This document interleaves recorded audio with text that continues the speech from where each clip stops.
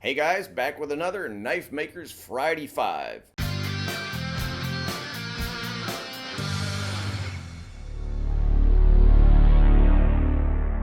Hey guys, mostly just back with some quick announcements today. Shouldn't be going on too long. First, just letting everybody know that I'll be at the Blade Show this year, 2022, as always. And as always, I will not have a table. However, I will be joining the guys at Nordic Edge. Their table is 15T on Saturday morning. So come by and see me there and check out their products. If you're not familiar with Nordic Edge, they make some various knife making gizmos like file guides, bevel jigs, knife vices, a bunch of stuff that can speed up and increase the quality of your knife making. Or if you're just getting started, they've got some nice tools that will kind of help you get started. Now, if you've watched my shows over the years, you know that I'm a big advocate, if you're just getting started making knives, to make a few knives with a file before you invest in a belt grinder. So this is the kind of gear that really doesn't cost a ton, but that can really help you get some wind in your sails when you're starting out knife making.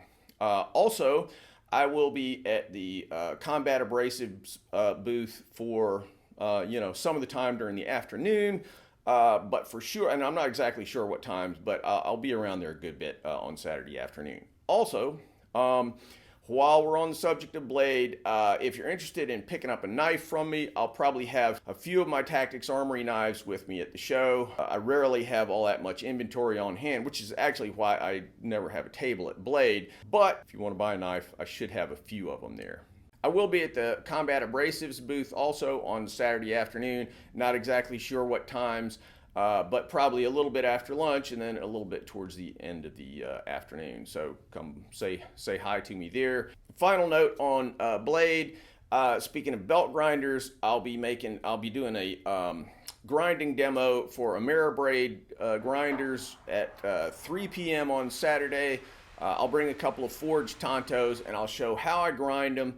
So if you want to stop by there, you'll learn a little, something about grinding technique, but also a little bit about Japanese style blades, the geometry and that sort of thing. And finally, some about where belt grinders fit into my workflow when I'm making Japanese style blades. I've been running an Ameriblade grinder for about a year now, and it's well designed, it's a versatile grinder. So if you're at Blade this year, by all means, come by and check that out. They got a bunch of good demonstrators. I think Jason Knight's going to be doing the one before me. So fun times for all. See you there, I hope. Now, that introduces a little terminology thing. Normally, I try to answer a few viewer questions in my Friday Fives. Only got one today. And here's the question from, of all people, my sister Ruth. So Ruth's been helping me out with a bunch of different business related type things, including an affiliate program with Amazon. And so we were discussing the types of belt grinders that you can find on Amazon. Anyway, in the course of doing that, she said she was a little confused about what the difference was between a belt sander and a belt grinder. The answer, basically nothing. Now, look, people who use the term sander tend to come out of woodworking, and people who say grinder tend to come out of metalworking. Tools, aimed mostly at woodworkers tend to be called sanders, and tools mostly aimed at metalworkers tend to be called grinders. But at the end of the day, there's no bright line between, a belt sander and a belt grinder. Both words describe a gizmo that runs an abrasive belt around a couple of wheels and abrasively removes material from whatever it is you're working on. Now, all of that said, professional belt grinders intended for metalworking, like most metalworking tools generally, whether you're talking about lathes or whatever, are very rugged. They're robustly built machines.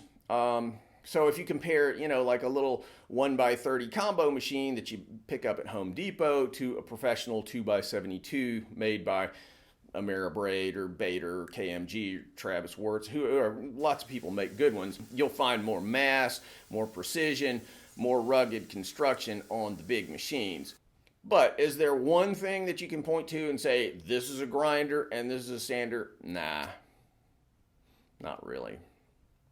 Last note, upcoming videos.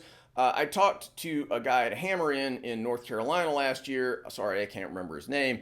And he said to me that one of the things that he liked about my videos is that I generally showed the whole knife build, in one video rather than breaking it up into a whole bunch of videos, presumably to get more clicks and ad revenue and all that stuff. Well, so I've just finished an extremely complex and pretty cool knife, this right here. Videos that I've made about it, kind of broken it up into umpteen videos. So it's worth explaining why I did that. If you get a chance, by the way, pretty cool build, pretty cool knife. Link in the cards and descriptions, obviously. Anyway, the thing about the decision of whether to break it up into, little chunks or make one endlessly long video, sometimes it's just driven by how long it takes you to finish a knife, which in this case, it took me really about 6 months, probably something like that. And that's mostly a function of how complex the knife is.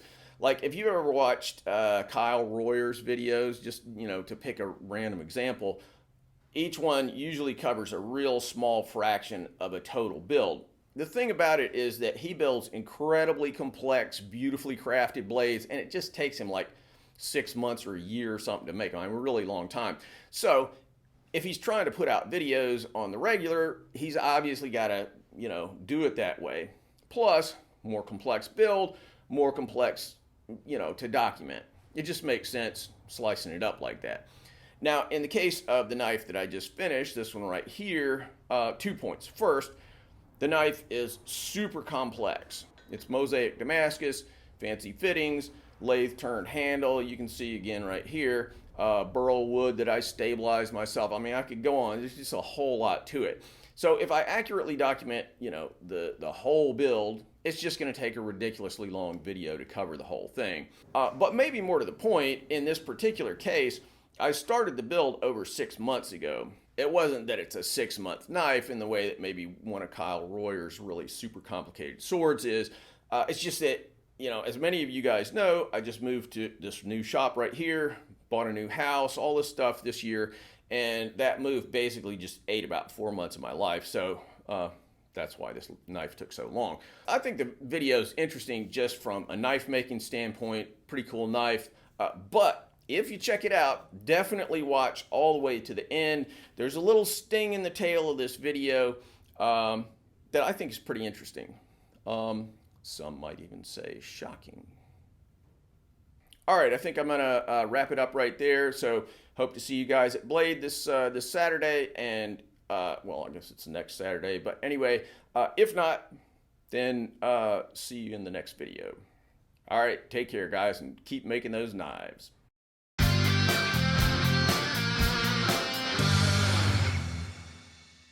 Thanks for watching, guys. If you like what we're doing here, please subscribe and make sure that you click on that bell so you get notified of all the latest videos.